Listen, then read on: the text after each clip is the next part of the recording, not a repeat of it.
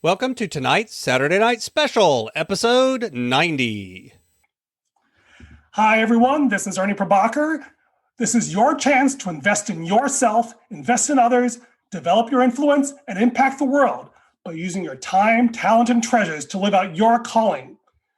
This is a great chance to find the opportunity to become the Christian you always wanted to be and to be inspired to be the best version of yourself. Listen to the Inspired Stewardship podcast with my friend, Scott Mader. Dunn, you recognize at first that you're struggling, you're not able to do things, and you think to yourself, I'll never be able to do this. But if you practice long enough, you suddenly can do it. And that new level of confidence lets you recognize that when you think to yourself, I can never do this, it may not be true. Psychotherapy can do that, meditation can do that, yoga. Welcome and thank you for joining us on the Inspired Stewardship podcast. If you truly desire to become the person who God wants you to be, then you must learn to use your time, your talent, and your treasures for your true calling. In the Inspired Stewardship podcast, you will learn to invest in yourself, invest in others, and develop your influence so that you can impact the world. In tonight's Saturday Night Special, I ask what your internal programming is. I also share why you are not only the program, but the programmer of your life. And I also share why learning to have metacognition about your cognition is so important. One area that a lot of folks need some help with is around the area of productivity. Getting not just more things done, but actually getting the right things done can be really tough. I've got a course called Productivity for Your Passion that's designed to help you do this and then to hold you accountable and walk with you so that you can tailor productivity not just to be getting more done, but actually getting the right things done. What's more, we take the approach of looking at your personality and how you actually look at things in the world and tailor the productivity system to your personality. Because the truth is, a lot of the systems that are out there are written really well for somebody with a particular personality type. But if you have a different approach to things, they just don't work.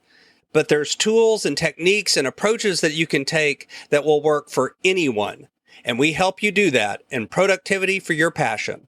Check it out over at inspiredstewardship.com/launch. One of the things that I've been looking at a lot lately, because I've got a son who's turning 18, and he's always been interested in computers, and he and I are bonding over that. It's an interest of mine, and so we've talked about it. We play games together on computers. We built computers together. We've even done a little bit of programming.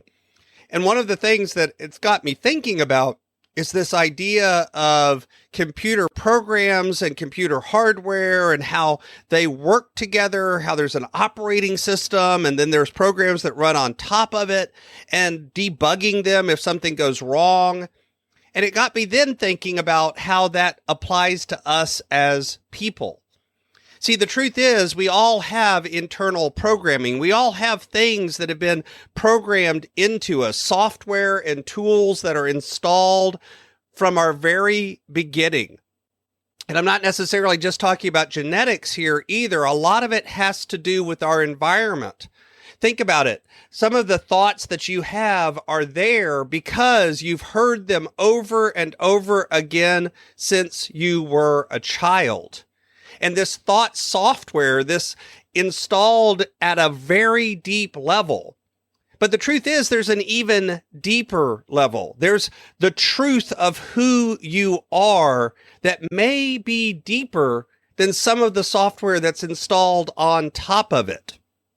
And I was reading an interesting article about personal practices, about the idea that there are different kinds of tools and practices that we've developed as human beings to help us uncover some of those deeper thought programs that are lying down at the lowest level. It was a Psychology Today article, and it talked about how things like yoga, martial arts, meditation, 12-step programs, psychotherapy, religion, certain art, sports, marriage, parenting, music, being a religious person like a monk or a priest, or even doing things like writing quality software can help us uncover these deeper thoughts. At first glance, none of these things seem similar to the other, but the point is, if they're done in a certain way, they can help us begin to understand that we are both the programs that are running within us, and we are the programmer of those as well. That the programmer, the thoughts that we have about ourselves, is part of our programming. It becomes circular and confusing and a little hard to think about, but our thoughts are used to think about our thoughts. And it seems like it's all us. It seems like it's all one thing. However, there's levels to it. And sometimes the deeper thoughts that we have are not reality. And we need to expose that. We need to understand that. We have thoughts that are related and reactions to things that happen around us. The truth is that when something happens, we have then thoughts about it. Sometimes those are good thoughts. Sometimes those are bad thoughts. Sometimes those are thoughts that lead us to feeling better or feeling worse or not feeling anything about it. And then oftentimes in response to those thoughts, we take action. And again, those actions can be good actions. They can be bad actions. They can be indifferent actions. But then the results of those actions happen, and those can be good or bad or indifferent. So our thoughts affect our life. But if you could stop and recognize that thought is not 100% certain or always spot on or always perfect, then you can begin to reprogram your own life. You can recognize that you're the programmer and you have a certain amount of control. Thinking about your thinking. It's called metacognition. Thinking about your thinking has power. And that's what many of those personal practices can allow us to do. A personal practice can slow us down. Meditation slows us down and lets us begin to recognize when thoughts come into us. We don't have to accept them. We can let them go. Yoga can do the same thing. Martial arts done well can do the same thing. Anything that lets you recognize that when you have a thought, you can stop and evaluate that thought before you do anything else. And you can decide to accept it or to reject it.